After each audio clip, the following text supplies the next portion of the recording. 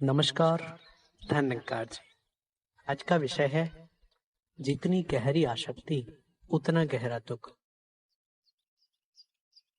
आसक्ति वस्तु से भी हो सकती है और इंसान से भी। अब बात आती है कि कितना आसक्ति हमारा किसके प्रति है। किसी की संपत्ति के प्रति आसक्ति है तो किसी की परिवार के प्रति, किसी की धन दौलत महल माड़ियों के प्रति आसक्ति है तो किसी की बेटे बेटियां बहू परिवार इसके प्रति आसक्ति है। लेकिन भक्तों की आसक्ति सिर्फ और सिर्फ परमात्मा के प्रति होती है, क्योंकि परमात्मा ही अपना है। ये बात सिर्फ और सिर्फ भगत जानते हैं। पवित्र अवतार वाणी में कहा गया है मिथ्या है संसार। इसलिए कहा गया क्योंकि संसार की हर चीज बनती और बिगड़ती रहती है। ये हमेशा एक जैसी नहीं होती। इसीलिए ये समझाया गया कि मिथ्या है संसार। महापुरुषों ने भी कहा है जितनी गहरी आसक्ति उतना गहरा दुख।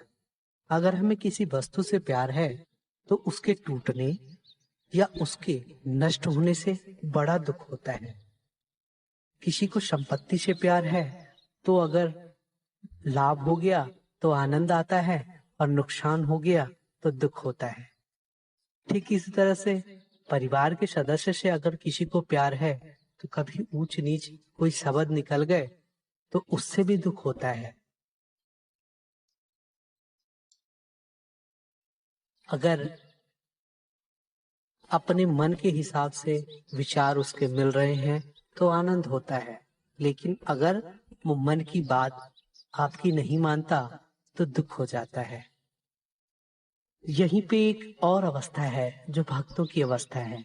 वो हमेशा आनंद में रहते हैं, क्योंकि उन्हें पता है कि सुख दुख लाभ हानि यश अपयश ये सब परमात्मा के हाथों में है और परमात्मा आनंद का स्रोत है। जो इनका यशोगान करता है, इनकी महिमा का बखान करता है, वो कभी दुख नहीं पाता। लेकिन परमात्मा से विमुख हो, जो संसारी चीजों से प्रेम रखता है, स्नेह रखता है, आसक्ति रखता है, उसे कहीं ना कहीं दुख तो प्राप्त ही होगा। कहते भी हैं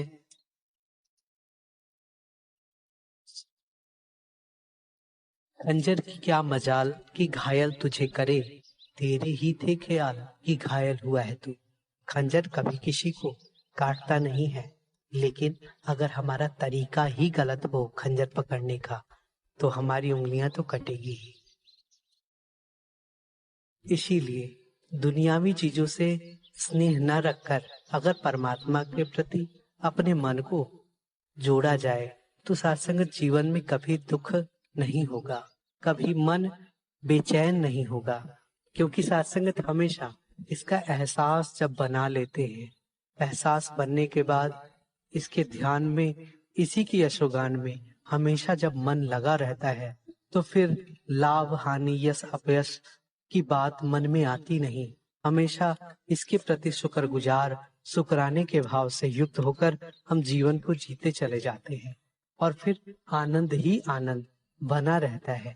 वहीं पे अगर हम इनके प्रति स्नेह रखेंगे तो कहते भी हैं शोहरत की बुलंदी भी पल भर का तमाशा है, जिस डाल पे बैठे हो वो टूट भी सकता है।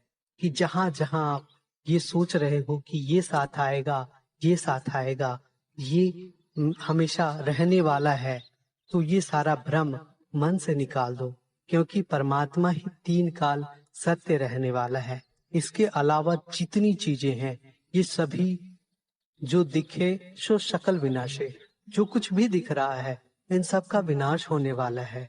और ये परमात्मा का जो यशोगान से जुड़ जाते हैं, जो इसकी भक्ति करने लगते हैं, फिर उनके जीवन में दुख नहीं रह जाता। फिर उनके जीवन में सिर्फ और सिर्फ आनंद, सिर्फ और सिर्फ भक्ति, सिर्फ और सिर्फ प्रेम, सिर्फ और सिर्फ इनके प्रति समर्पित भाव ही रह जाता है। और साथ संगत भक्तों का जो प्रेम होता है ये परमात्मा के प्रति ही होता है। भक्तों की जो आसक्ति होती है ये परमात्मा के प्रति ही होती है। फिर इनके मन में कभी गिला शिकवा नहीं आता, कभी बेचैनी नहीं आती, क्योंकि ये जानते हैं परमात्मा जो करता है अच्छा करता है, अच्छे के लिए ही करता है। और इनकी कृपा में जीते रहना है, आनंदित रहना है। इसी शुभकामना के साथ दास भी ये प्रार्थना करता है, हे परमात्मा, हे सतगुरु, कृपा करना हर भगत के मन में आपका वास हो जाए, हमेशा आपका एहसास जीवन में बना रहे। सेवा सिमरन सत्संग करते हुए हम सभी जैसा आप चाहते हो वैसा जीवन जी पाए। हमेशा मानवीय मूल्यों को मजबूत करते हुए जीवन की यात्रा को हम सभी तय करें। हमेशा खुद आनंदित रहें, औरों को आनंदित करते चले जाएं। साथ संगत एक बार की बात है, किसी महात्मा को कुछ फूल दिए गए, तो वो उनके कुछ साथी भी थे, उन्हें भी फूल दिए गए।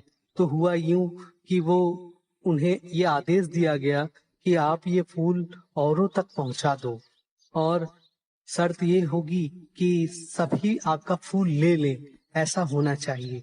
साथ दुनिया के लोग जाते हैं, वो जाते हैं तो किसी को फूल पकड़ाते हैं तो कोई फूल लेता भी है तो फेंक देता है, तो ऐसा होता है।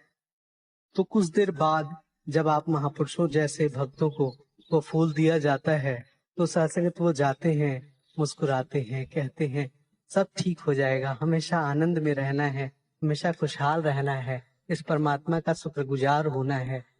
सत्संगत वो खुद मुस्कुराते हैं तो सामने वाला मुस्कुराता है और फिर फूल उनके हाथ में पकड़ा देते हैं। आओ सत्संगत, हमेशा जो खुद खुश रहते हैं वही औरों को खुश रहने की नसीहत, खुश रहने का सीख दे सकते हैं। अन्यथा सत्संगत दुनिया तो दुख से पीड़ित है, कोई तन दुखी, कोई मन दुखी, कोई धन बिन रहत उदास, थोड़ा थोड़ा सब दुखी, सुखी के सुखी राम के दास। आओ हम सभी ईश्वर की बंदगी करते हुए, इनकी पूजा यशोगान करते हुए जीवन की यात्रा को हमेशा इनके प्रति शुक्रगुजार होते हुए जीते चले जाएं। यही अरदास है कि सतगुरु सबके मन में भक्ति के बीज बो दीजिए, ताकि आपका शुक्राना करते हुए जीवन की यात्रा को तय करें। प्यारी साथ संगत जी, प्यार से बोलिए धन्यकार जी।